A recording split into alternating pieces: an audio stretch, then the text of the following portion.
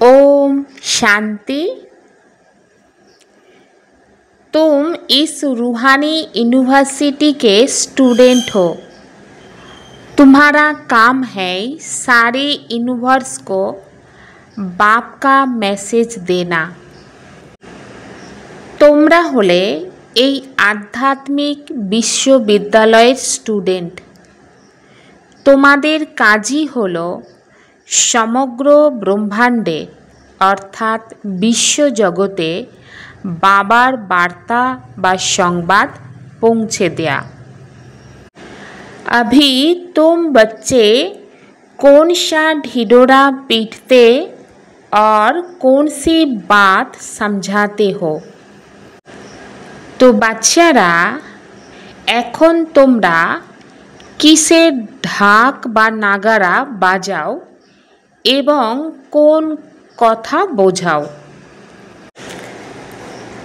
तुम ढिढोरा पीटते हो कि ये नई दैविक राजधानी फिर से स्थापन हो रही है। अनेक धर्म का अब विनाश होना है।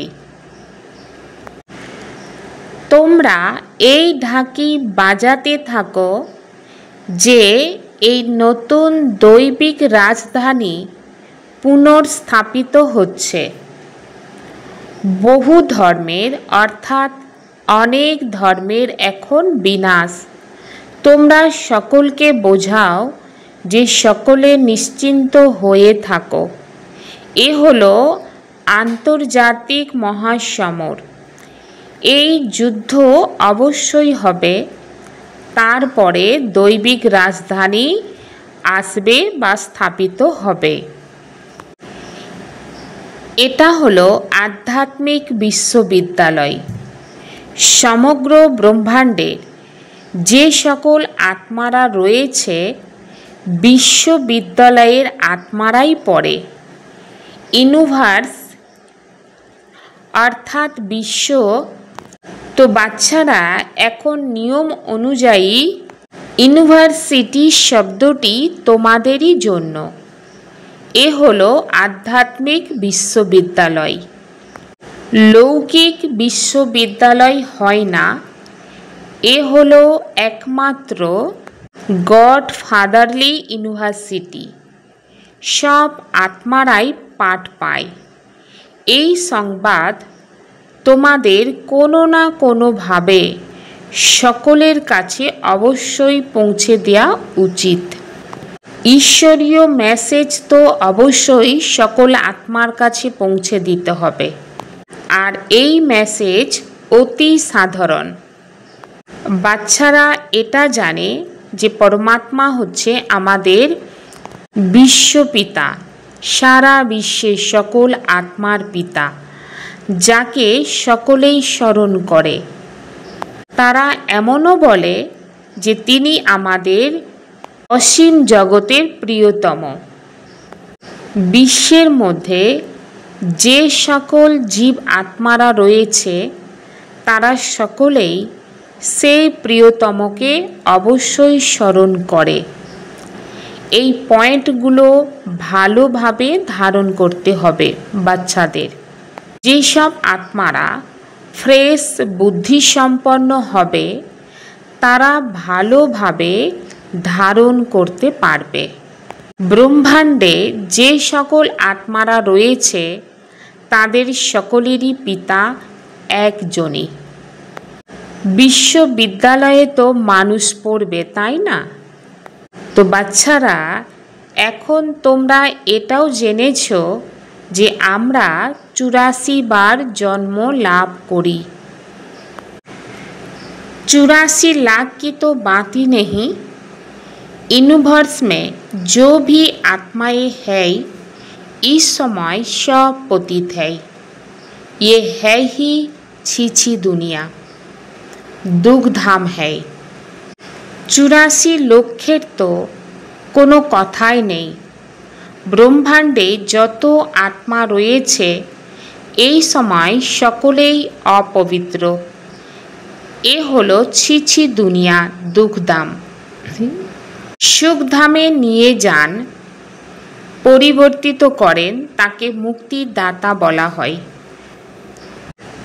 তোমরা সমগ্র বিশ্বের মালিক হও, তাই না? বাবা সকলকেই বলেন, এই মেসেজ পৌঁছে দিয়ে এসো। বাবাকে সকলেই স্মরণ করে। বাবাকে গাইড, লিবারেটর, দয়াবান বলা হয়। ভাষা তো অনেক আছে।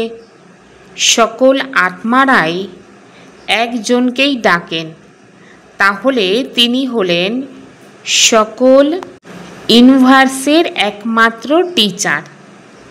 বাবা তো তিনি অবশ্যই, কিন্তু কথা কেউ জানে না যে তিনি আমাদের অর্থাৎ সকল আত্মাদের টিচার ও গুরু, সকলকেই গাইড করে।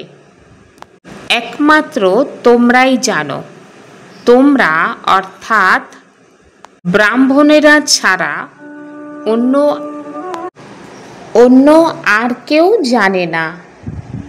আত্মাকেও এখন তোমরা জেনেছ যে আত্মা কি জিনিস। দুনিয়াতে এমন একজনও মানুষ নেই, বিশেষ করে ভারতে, যদিও বলে থাকে ভ্রুকুটির মাঝখানে জল জল করছে এক আজব তারা, কিন্তু বোঝে না কিছু। এখন তোমরা জানো যে আত্মা তো অবিনাশী।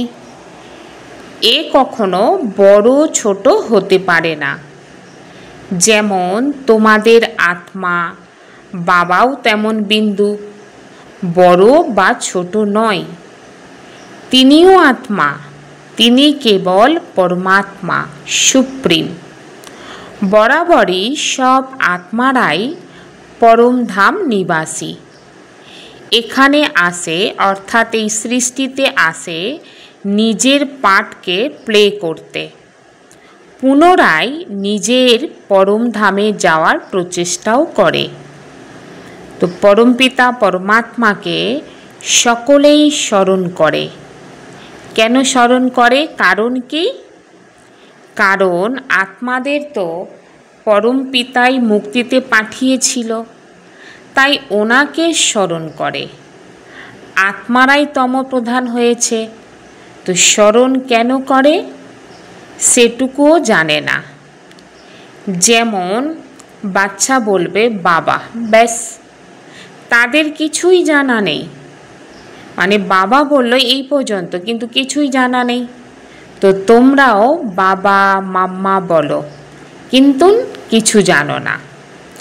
ভারতে देवी देवताদের জন্মস্থান। राजधानी में तो हर प्रकार के पाठधारी होते हैं। सत्ययुग में जो राजधानी थी वह फिर से स्थापन हो रही है, ट्रांसफर हो जाएंगे। तुम अभी तमो प्रधान से शतो प्रधान क्लास में ट्रांसफर होते हो। রাজধানীতে সকল প্রকারের অভিনেতার দরকার থাকে। সত্যযুগে যে রাজধানী ছিল তা পুনরায় স্থাপিত হচ্ছে, ট্রান্সফার হয়ে যাবে না? তোমরা এখন তমপ্রধান থেকে শতপ্রধান শ্রেণীতে ট্রান্সফার হয়ে যাও। পুরানো দুনিয়া থেকে নতুন দুনিয়ায় চলে যাও। তোমাদের অধ্যয়ন এই দুনিয়ার জন্য নয়। এমন ইউনিভার্সিটি আর হতেই পারে না। গড ফাদারই বলেন যে আমি তোমাদের অমর লোকের জন্য পড়াই। এই মৃত্যুলোক বিনাশ প্রাপ্ত হয়ে যাবে। সত্যযুগে এই লক্ষ্মী নারায়ণের রাজধানী ছিল। এই স্থাপনা কিভাবে হয়েছে তা কেউ জানে না। বাবা সর্বদাই বলেন, যেখানে তোমরা ভাষণ করো সেখানে এই লক্ষ্মী নারায়ণের চিত্র অবশ্যই রাখো। এতে তারিখ যেন অবশ্যই লেখা থাকে। তোমরা বোঝাতে পারো যে নতুন বিশ্বের প্রারম্ভ থেকে 1250 বছর পর্যন্ত এই ডিনাইস্টির রাজত্ব ছিল। যেমন বলা হয়, রাজবংশীর রাজ্য ছিল, একে অপরের পরে চলে আসে। যখন এই দেবতা রাজবংশ ছিল তখন দ্বিতীয় কেউ ছিল না। এখন পুনরায় এই রাজবংশ স্থাপিত হচ্ছে। এখন তোমরা জানো যে এই রাজত্ব কিভাবে স্থাপিত হয়। অবশ্যই বাবা রাজযোগ শিখিয়েছেন। এই রাজযোগ শিখে যারা উত্তীর্ণ হয় তারাই বিজয় মালার দানা হয়। আর কেউ এই মালাকে জানে না, তোমরাই জানো। তোমাদের হলো পবিত্রী মার্গ। ওপরে বাবা তো রয়েছেন, কিন্তু বাবার নিজস্ব শরীর নেই। তারপর হচ্ছে ব্রহ্মা সরস্বতী তথা লক্ষ্মী নারায়ণ। তো প্রথমে চাই বাবা, তারপর যুগল রুদ্রাক্ষের তো দানাই হয়। নেপালে একটি বৃক্ষ রয়েছে যেখান থেকে এই রুদ্রাক্ষের দানা আসে। এর মধ্যে আসলও থাকে। যত ছোট ততই মূল্য অধিক। এখন তোমরা এর অর্থ বুঝে গিয়েছ। বিষ্ণুর মালা অর্থাৎ রুন্ড মালা তৈরি হয়। এই সমস্ত মানুষেরা তো কেবল মালা জপ করতে করতে রাম রাম করতেই থাকে, অর্থ কিছুই নেই বা অর্থ কিছু জানাই নেই, কেবল মালা জপ করে। এখানে তো বাবা বলেন আমায় স্মরণ করো, এ হলো অজপা জপ। মুখে কিছু বলতেই হবে না, জ্ঞান স্থূল হয়ে যায়। বাচ্চাদের কেবল বাবাকে স্মরণ করতে হবে, তা না হলে আবার গানই স্মরণে আসতে থাকবে।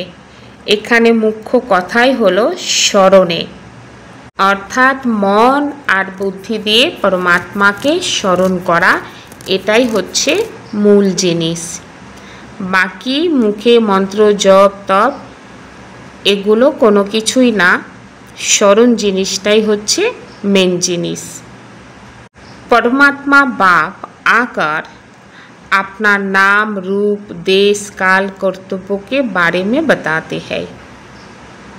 परमात्मा बाबा अर्थात शिव बाबा निजे एसे निजे नाम रूप देश काल कर्तव्य सम्बन्धे बोलेन। आमी केमन, तोमरा अर्थात आत्मारा केमन, तोमरा प्रचुर परिश्रम करो पाठ प्ले करार जन्य। अर्धेक कल्प भक्तिও করেছো। আমি তো এইভাবে পাঠ প্লে করতে আসি না। আমি দুঃখ সুখ থেকে মুক্ত। তোমরাই দুঃখ ভোগ করো, পুনরায় তোমরা সুখ ভোগ করো। সত্য যুগে তোমাদের ভূমিকা আমার চেয়েও উচ্চ। আমি তো আধা কল্প ওখানে বানপ্রস্থে আরাম করে বসে থাকি, অর্থাৎ পরমধামে থাকি। তোমরা আমাকে ডাকতে থাকো। এমন নয় যে আমি ওখানে বসে তোমাদের ডাক শুনি।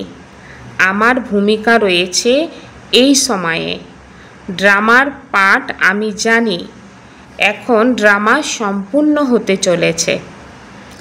আমাকে গিয়ে পতিতদের পবিত্র করার পাঠ প্লে করতে হবে। এছাড়া আর কোনো কথাই নেই।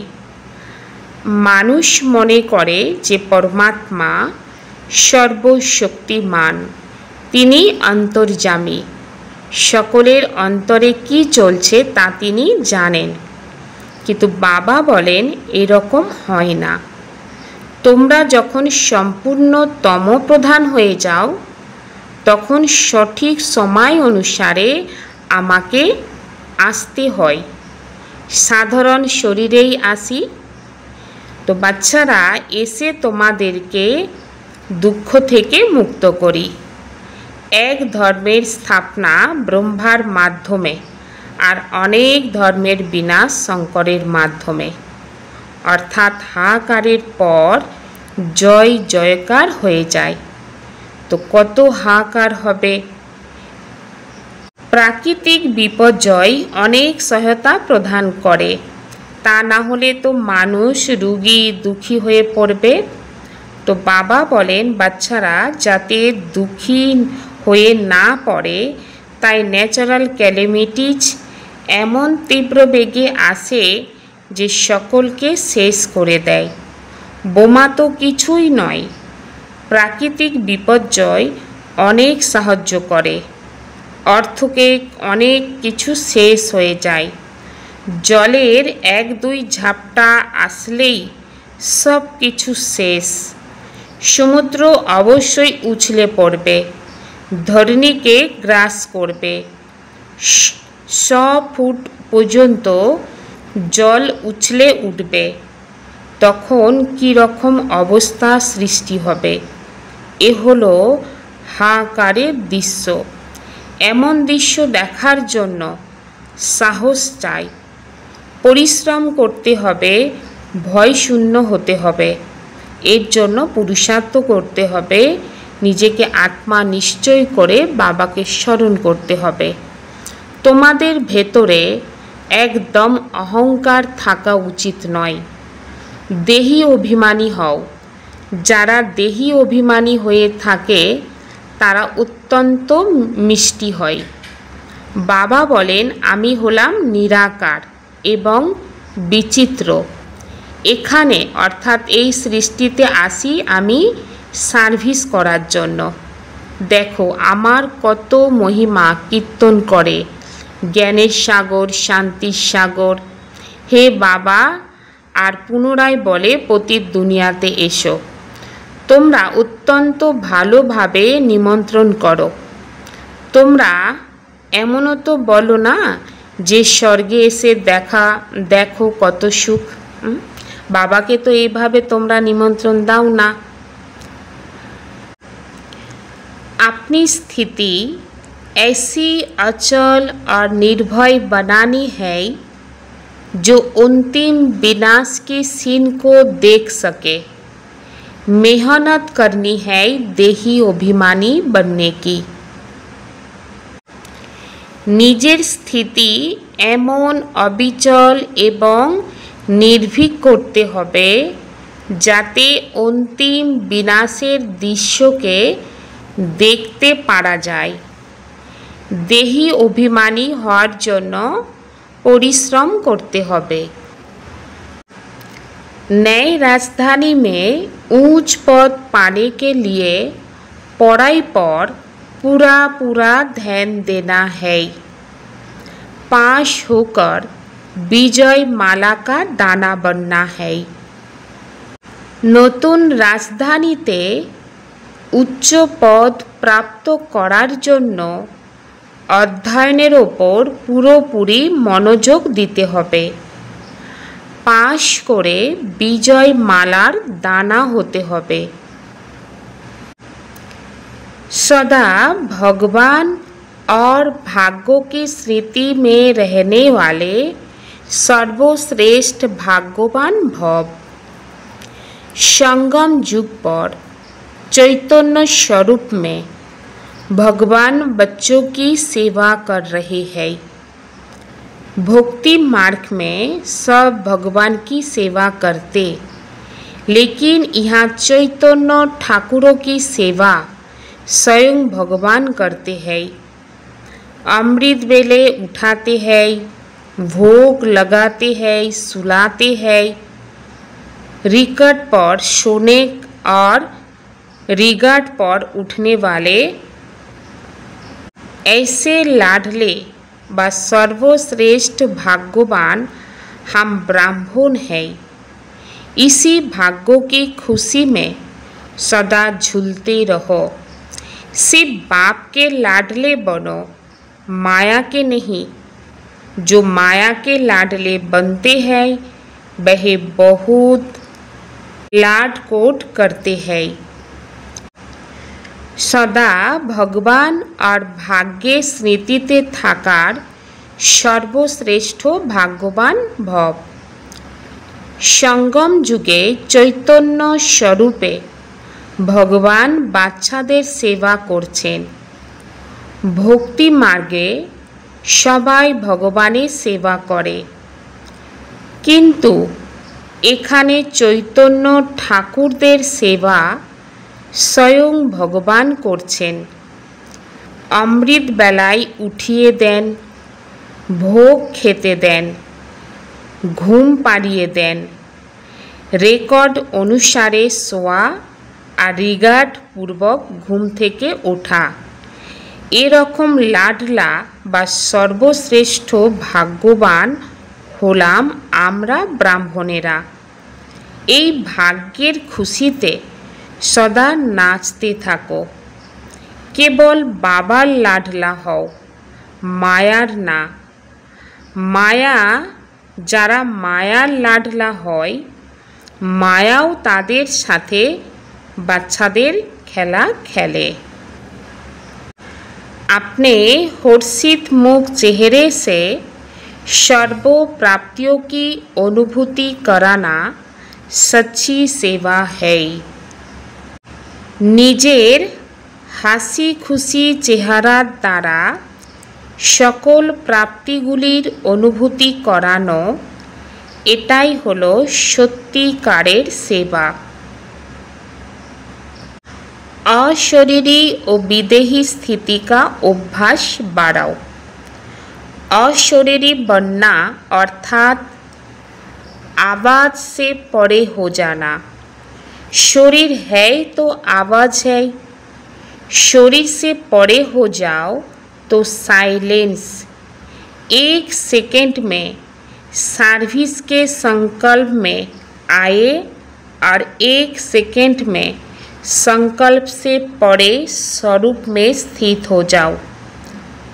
कार्य प्रति शारीरिक भान में आए, फिर सेकंड में अशरीरी हो जाए। जब ये ड्रिल पक्की होगी तब सभी परिस्थितियों का सामना कर सकेंगे। अशरीरी बा विदेही स्थितिर अभ्यास बाड़ाओ।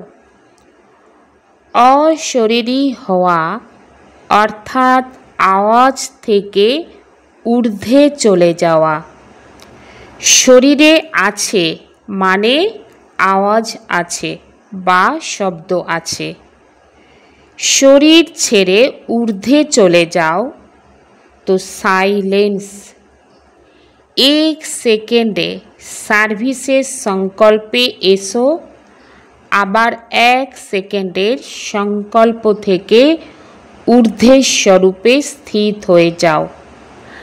काज करार जन्य शरीरेर भाने एसो, आबार सेकेंडे अशरीरी हो जाओ। जखन এই ড্রিল পাক্কা হয়ে যাবে তখন পরিস্থিতিগুলি মোকাবিলা করতে পারবে। ওম শান্তি।